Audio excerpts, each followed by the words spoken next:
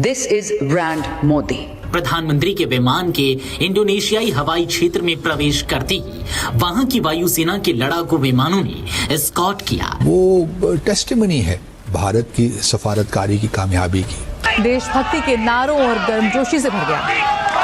बिल्कुल मोदी के नारों।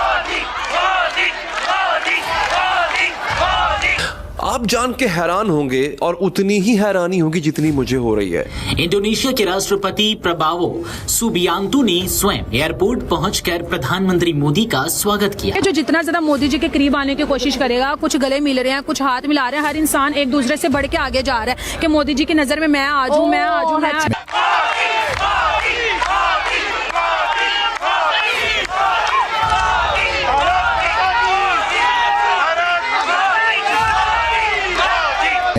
समझता हूँ कि भारत ने अपने कार्ड सही खेले हैं इन द सेंस कि भारत के ताल्लुकात जो मुस्लिम दुनिया से हैं वो बड़े ज़बरदस्त हैं। इकनॉमिकली भी तिजारत बड़ी ज़बरदस्त है, ट्रेड। बहुत बड़ी खबर आपके साथ हम शेयर करने जा रहे हैं और ख़बर ये है कि बलूचिस्तान पर बड़ा खौफनाक हमला हुआ है। हम पाकिस्तानियों के तो जैसे बुरे दिन खत्म होने को ही नहीं आ रहे। तो आपने देखा कि किस तरह से प्रधानमंत्री का स्वागत किया गया और प्रधानमंत्री के स्वागत के लिए रामायण आधारित एक कठपुतली कला का प्रदर्शन भी किया गया। अब देखिए वहाँ इंडोनेशिया और चाइना का कोई सरहद नहीं है, फिर भी टेरिटोरियल डिस्प्यूट है। नरेंद्र मोदी साहब जो हैं वो उनके डिफेंस के हवाले से वो जो वहां पे पहुंचे हुए हैं डील्स करने एंड ऑल दैट, इंडोनेशिया में ब्रह्मोस मिसाइल।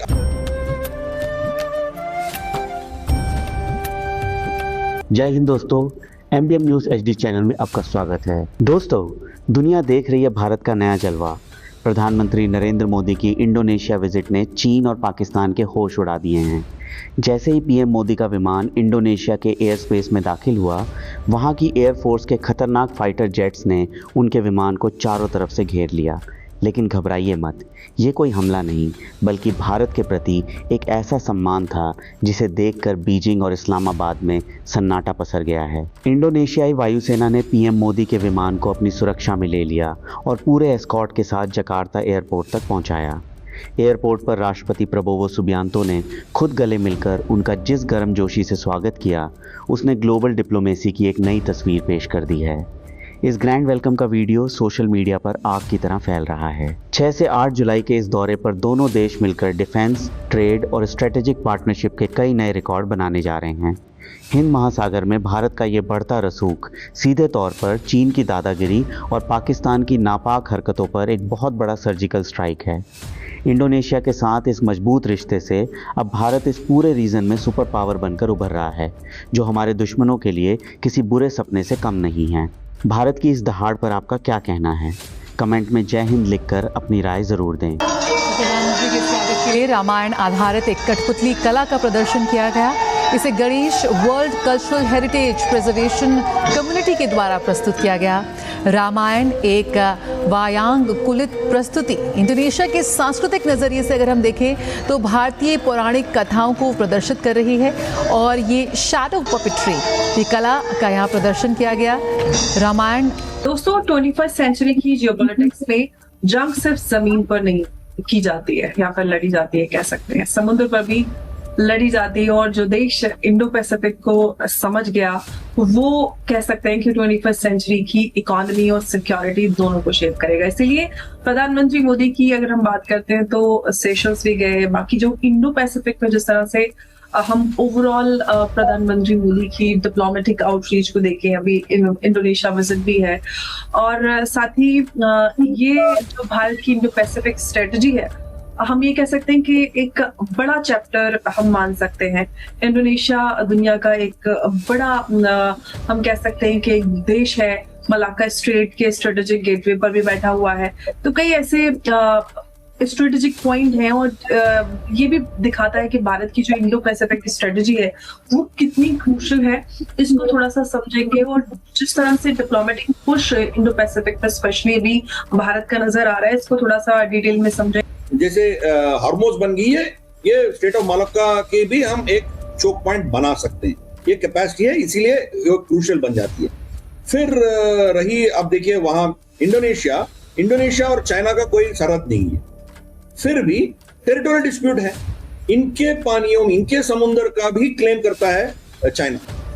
2-3 बार ऑलरेडी चाइनीज पीएलए का जो प्लान, जो पीएलए एयरफोर्स है, वो इधर घुसपैठी किया।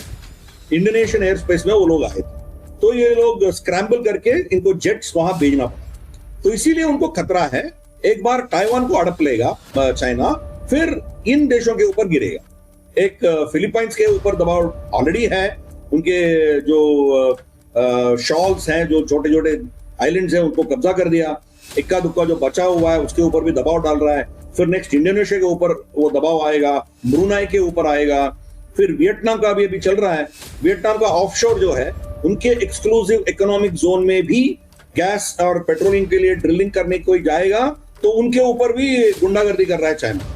तो हमारी जो ओएनजीसी विदेश हमारी पास जो कंपनी है, वो उधर जाके टेंडर भी मिल गया था, मगर हम जा नहीं पाते क्योंकि ये लोग चाइना की गुंडा जो शिप्स है ना, वो आके वहां तंग करते हैं लोगों को।